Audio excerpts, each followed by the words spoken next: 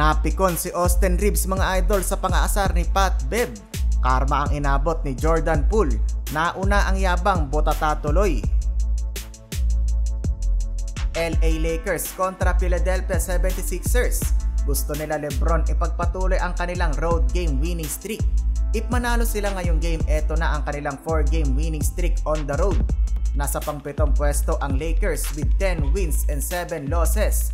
Habang pang-apat naman sa East ang Philly with 11 wins and 5 losses. Opening period, nagkatambakan agad mga idol. Maganda naman ang simula ng Lakers. Si AD tinitirahan ng perimeter, etong si Joel Embiid. Habang si LeBron nakapukol naman ng 3-pointer.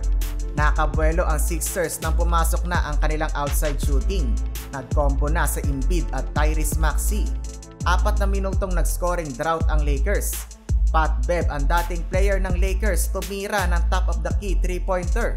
Umabot sa 15 points ang biggest lead ng Sixers. Joel Embiid 12 points at 10 naman kay Maxey. 32-19 sa pagtatapos ng first quarter. Second quarter, ginanahan na si LeBron James mga idol. Nagsimula ng mga labaw sa ilalim. Leading scorer si LBJ with 10 points, shooting 5 of 5 from the field. Bida-bida naman si Pat Bev matapos pumasok ang kanyang dalawang 3-pointer.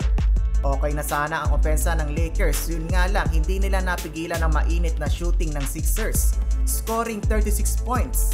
Tapal pa ang inabot ni AD kay Joel Embiid, 68-53 abante ang Sixers.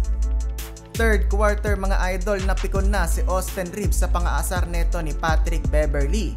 Lakas talaga mang-asar neto ni Pat Bev kahit sa kanyang mga dating teammate. Ni-lockdown defense niya etong si AR-15. Naka-double digit naman si Embiid, scoring 13 points. Maalat talaga ngayong game ang Lakers, parang wala pang depensa. Final frame, pinaglaro na ang mga bench players. Suko na sina LeBron at AD.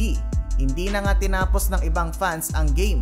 Final score 138-94, panalo ang Sixers. Triple-double para kay Embiid, 30 points, 11 rebounds at 11 assists. 31 naman para kay Tyrese Maxey. Nakarma naman mga idol ng mabilisan si Jordan Poole matapos mauna ang stare down kaysa i-shoot ang bola. Ayun, di niya napansin, andun pa si Ausar para botatain siya ng malakas. Kala ata ni Poole highlight na, naging bato pa.